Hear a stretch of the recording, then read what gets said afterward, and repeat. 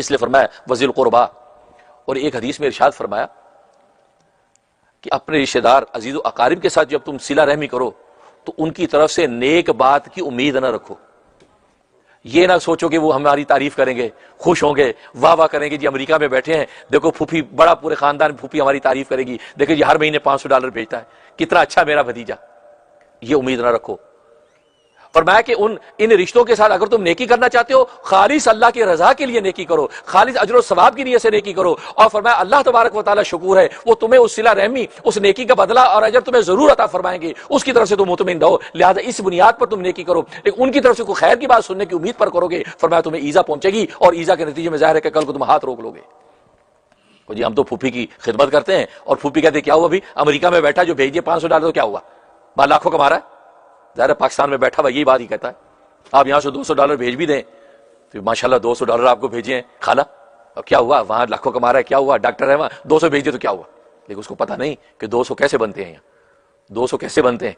وہاں تو 20,000 روپیہ بن گیا، لیکن یہاں 200 کیسے بنتے ہیں. یہاں درختوں پہ بھی نہیں لگتے کہ اس کو توڑ لیا جائے. ATM مشین کے اندر کارڈ ڈالے نکل آتے ہیں. وہ ہمارے ایک دوست تھے آج سے 10 سال پہلے یہ امریکہ میں، کہتا ہم اپنے ماموں کو آج تک کوستے ہیں. کیوں خیریت بھائی؟ کہا کہ ہمارا ماموں پتہ نہیں زمانہ جاہلیت میں امریکہ آ گیا تھا، ہم حیدرآباد دکن میں رہتے تھے، ہمارا باپ درزی تھا، تو ماموں امریکہ آئے تو وہاں امریکہ سے واپس آئے تو جناب بڑے بڑے سوٹ کیس اور چاکلیٹ اور کیا چیزیں لے کے گئے. ہم بڑے خوش. کہا ماموں امریکہ کیسا ہے؟ کہا امریکہ کی کیا بات کرتے ہو، مشین میں کارڈ ڈالو، کھٹ کھٹ کھٹ کھٹ پیسے ہاتھ میں. یہ بڑے کہا تو وہ دن آج کا دن یا اللہ امریکہ جانا ہے، یا اللہ امریکہ کا ویزا لگوا دے. کیا ملک ہے بھائی، یہاں تو مزدوریاں کر کر کے پاگل ہو گئے، باپ جو ہے وہ درزی پونا کر کر کے پاگل ہو گیا، کپڑے سی کے. جناب یار امریکہ کیا ملک ہے، واقعی ماموں کی حالت دیکھ کے پتہ چلتا ہے یار. کارڈ نہ ڈالو پیسے باہر. کہتے تقریباً 7 سال کے بعد میرا ویزا لگا اور میں امریکہ آ گیا. بڑا خوش کیا، امریکہ پہنچا جناب. اب جب امریکہ پہنچا اپنے حواس باختہ ہوئے ذرا دیکھا بالا تو دوستوں سے کہا کہ یار وہ مشین کہاں ہے بھائی جس میں کارڈ ڈالو اور پیسے کٹ کٹ کٹ کٹ کے باہر آتے ہیں. ہمارا ماموں کہتا آ جاؤ یہ بینک چلتے ہیں، یہ بینک ہے اور یہ مشین ہے، اس کو ATM مشین کہتے ہیں.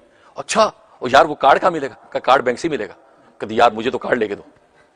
اب جناب اکاؤنٹ کھولا اور اس کے بعد کارڈ بھی مل گیا کہ یہ ATM مشین کا کارڈ ہے اور اب یہ ڈالو گے تو پیسے نکلیں گے. کمال ہے یار، یہ بینک والوں کو کیا بینیفٹ ہے کہ ہمیں پیسے دیتے ہیں. کہتے نہیں بینیفٹ کچھ نہیں ہے، آپ پیسے لے کے دیکھو پھر بینیفٹ کا پتہ چلے گا. کہتے پھر بینیفٹ کا پتہ چلا کہ کمر جو ہے وہ جھکا کے اور پیر رگڑ کے اور پوچے ریسٹورنٹوں میں لگا کے وہ پیسے اکٹھے کر کے اس کے پیٹ میں ڈالو پہلے مشین کے، پھر دیتی ہے. ایسے مفت میں نہیں دیتی. کہتے وہ دن آج کا دن ہے. ماموں تو دنیا سے چلے گئے ہیں، وہ ماموں کو کوستے کہ یار کہاں آ کے مروا دیا.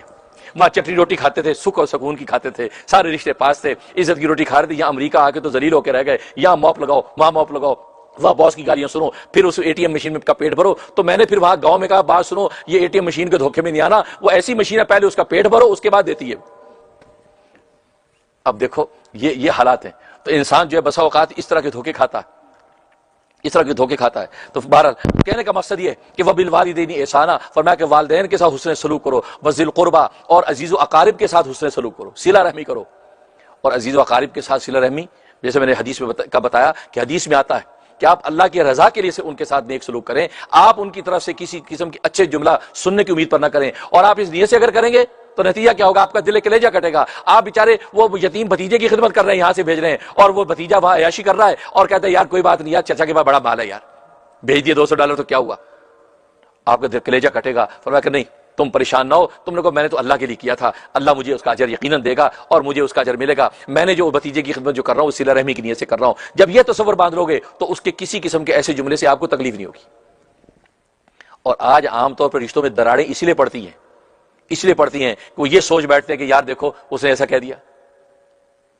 یہاں تک کہ آپ اس واقعے کو جانتے ہیں کہ عائشہ صدیقہ رضی اللہ تعالیٰ عنہ ان پر جو تہمت لگی، اس تہمت لگانے والوں کے اندر حضرت ابو بکر صدیق رضی اللہ تعالیٰ کا بھتیجا بھی ہے، ان کا رشتہ دار بھی ہے جو غریب مفلس تھا، اور آپ اس کو مالی کفالت کرتے تھے، پالتے پوستے بیچارے کو، اور وہ بھی اس وقت کے منافقین کے فتنے کا شکار ہو کر وہ بھی ایسی بات کہہ بیٹھا کہ ہاں ایسا ہوا ہوگا. تو آپ کو تکلیف ہوئی. دیکھا عائشہ اس کی تو کزن ہوئی، تو کزن کے حوالے سے تہمت سن کے اس نے بھی تائید کر دی. خیر بعد میں برات اتر آئی قرآن کریم میں اور ان سب کو کوڑے لگے، لیکن ابو بکر صدیق کا دل کو بڑی تکلیف ہوئی. آپ نے اس کی مدد سے ہاتھ روک لیا، کہا کہ نہیں میں اس کی مدد کرتا ہوں، اس سے کیا میری بیٹی پر تہمت لگانے میں ساتھ ہو گیا سب کے. اللہ نے آیات اتار دی، ابو بکر نہیں، تمہیں ہاتھ روکنے کی اجازت نہیں، تو جس طریقے سے اپنے بھتیجے سے صلہ رحمی کر رہا ہے، اس سے سلوک کر رہا ہے، اس کو جاری رکھ، اس لیے کہ تو مجھے راضی کرنے کے لیے کر رہا ہے اور میں تو سے راضی ہو رہا ہوں، اپنی رضا کے سلسلے کو جاری رکھ۔ فاما من آتا وصدق بالحسنى فسنيسره لليسرى۔ تو گویا کہ دیکھو وہاں پر اتنی بڑی بات ہے، اور آج ہمارے ہاں اتنی بڑی بات ہو جائے ہم تو نسلوں کی نسلوں کو نہ پوچھیں، لیکن وہاں اللہ تبارک و تعالی نے اجازت نہیں دی، اس لیے کہ ظاہر ہے کہ ان خونی رشتوں کے ساتھ جو صلہ رحمی ہے یہ اللہ کی رضا کے لیے ہے، اور اللہ کہتا ہے میں راضی ہو رہا